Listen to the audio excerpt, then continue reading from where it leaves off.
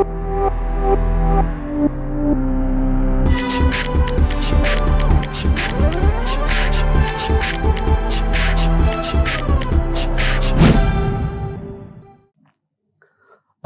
so now we are going to proceed further. Mod of z minus z1 क्या होता था? Distance of z from z1. Mod of z minus z2 was distance of z from z2. इन दोनों को add कर दिया तो that is what? Distance of z from z1 plus distance of z from z2. Now, if I say is lambda a constant, then what do you say? एक ऐसा point which is जिसका z1 और z2 से distances का sum एक constant है. What would be a point whose sum of distances from two fixed point is a constant? If you know, then you know. If you don't, then you don't. So the idea is this represents an ellipse. This represents an ellipse provided एक condition है और वो condition है कि z1 minus z2 का mod lambda से कम होना चाहिए. z1 माइनस z2 का मॉड लैम्डा से कम होना चाहिए. लेकिन इफ z1 माइनस z2 का मॉड लैम्डा की इक्वल हो गया तो क्या होगा? z1 माइनस z2 का मॉड ग्रेटर देन लैम्डा हो गया तो क्या होगा?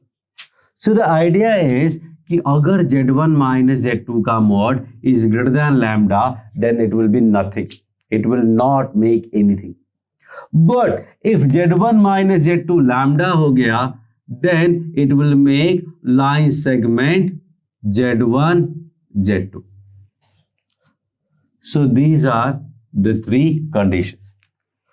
So ध्यान से देखना, mod of z minus z1 plus mod of z minus z2 equal to lambda है, वो कांस्टेंट है.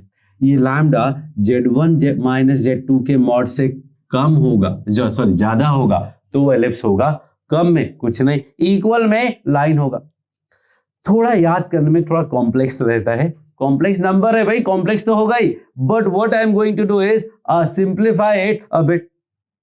लेट मी कॉल ये जो z वेरिएबल पॉइंट है वो p है और ये z1 z2 जो फिक्स पॉइंट है let me call them a and b. So I can say कि this is distance of z from a, sorry distance of p from a, that is pa. Mod लगाने की जरूरत नहीं है. pa का मतलब distance from p to a और distance is always positive. Plus pb equal to lambda which is a constant. Now, what is mod of z1 minus z2? Distance between z1 and z2. Distance between z1 and z2 मतलब distance between a and b, and that means ab. तो ab अगर less than lambda है तो ellipse हो जाएगा. ab equal to lambda है तो line segment ab हो जाएगा. और if ab greater than lambda then it will not represent anything, that will be phi. आपको पता है ना pa plus pb जो लैम्डा है वो less than ab. pa plus pb less than ab होता ही नहीं है.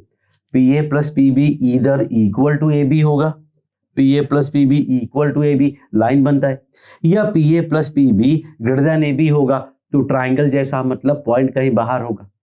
But pa plus pb less than ab is not even possible, so it will not represent anything. So this is the idea about this.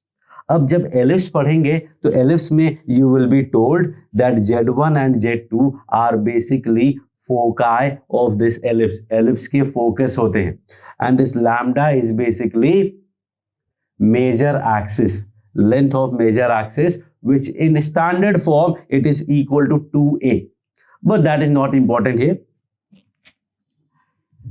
इसी से symmetric similar बिल्कुल there is one more case and that is hyperbola. Hyperbola में क्या होगा? pa minus pb equal to lambda होगा. pa plus pb था तो ellipse हुआ pa minus pb equal to lambda which is a constant. अब यहां भी there will be three cases, AB less than lambda, AB equal to lambda and AB greater than lambda. Again there will be three cases. अब ये three cases में how do we decide कि कहाँ क्या बनेगा? लेस देन लैम्डा में ellipse था, greater than lambda में फाई था, यहां उल्टा हो जाएगा, लेस देन में फाई हो जाएगा, ग्रेटर देन में हाइपरबोला, और इक्वल में वहां लाइन था, यहां भी लाइन होगा बट एक्चुअली रे होगी, एक सिंगल रे बनेगा। रे और लाइन सेगमेंट में डिफरेंस क्या होता है? लाइन मतलब माइनस इंफिनिटी से प्लस इंफिनिटी, लाइन सेगमेंट मतलब फिक्स टू फिक्स, और रे मतलब fix to infinity.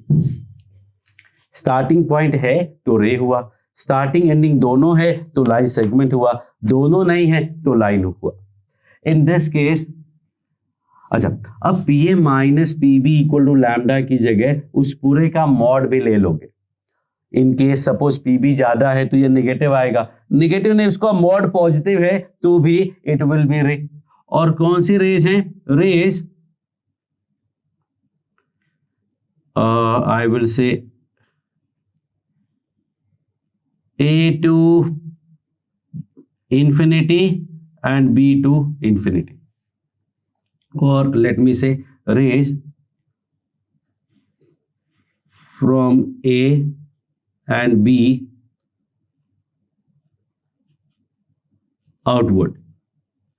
That will represent two rays from A and B outward. अभी मैं ड्रॉ करके दिखाता हूं।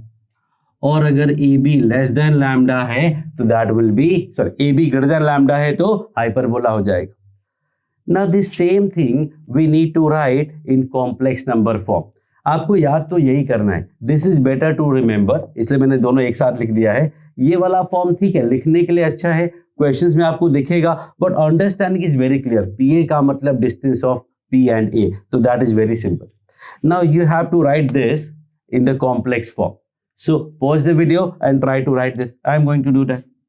P था अपना Z और A था Z1, तो उनके बीच का distance mod of Z minus Z1 minus mod of Z minus Z2, और इस पूरे का mod equal to lambda which is a constant.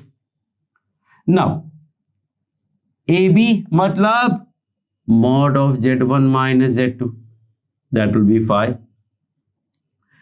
AB मतलब this, that will be rays, and Z1 minus Z2 का मॉड ग्रेटर देन लैम्डा मतलब hyperbola. So you need to remember these two concepts. अब थोड़ा मैं draw करके दिखाता हूं आपको।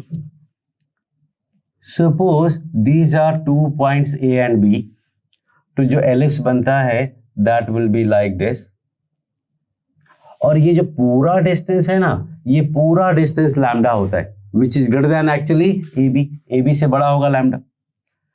Line segment you can say AB, line segment AB सिर्फ उतना ही पार्ट होगा, और यहां नल से यहां देखना, if this is AB then the hyperbola will be like this, जहां A और B एक्चुअली में फोकस है, और ये जो डिस्टेंस है ये डिस्टेंस लैम्डा है। देखो लैम्डा जो है वो लेस देन AB है,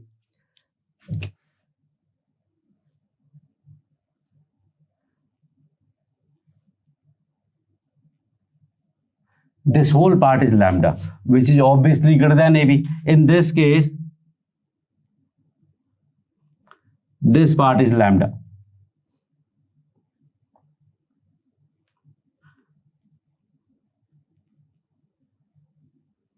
which is obviously less than AB, तो लैम्डा अगर लेस देन AB है तो हाइपरबोला होगा। और जो रेस की बात हो रही है वो क्या होगा? A एंड B से आउटवर्ड, A से इधर ये वाला रे और B से इधर ये वाली रे, these are the rays I am talking about, but that is not important for you. एक बार हाइपरबोला पढ़ लेंगे तो अपने आप क्लैरिटी आ जाएगी. That is not important here. Important is this part कि P A plus P B अगर कांस्टेंट है तो ellipse, line segment, null set. P A minus P B constant है तो हाइपरबोला, रेज और नल सेट. बट 5 वाला case तो कभी नहीं पूछा जाएगा. एलिप्स हाइपरबोला तो सबको पता होता है कि एलिप्स होता है, ये हाइपरबोला है, तो वो भी नहीं पूछते.